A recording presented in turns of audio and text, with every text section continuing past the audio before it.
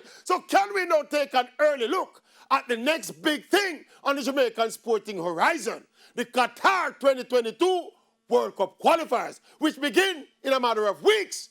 And the Maverick is going to jump out of the block with an early concern in the fact that the Reggae Boyz have not played a game on their designated home turf, the National Stadium, in 2 years. And this could potentially be a problem.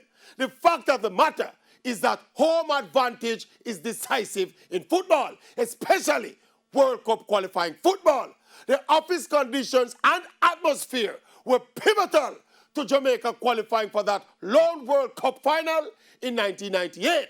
Added to what is happening with the COVID numbers and the lockdown, we certainly will not have a full stadium, possibly no fans at all in the stands, at least for the start of the qualifiers. And again, when you look at the construct of the Jamaica team, approximately half of the team will be relatively new players gracing the National Stadium for the first time when the qualifiers start. The saving grace, though, is that having played so many of their recent games on the road, the Reggae Boyz might be better equipped to get points on the road than most of the other teams.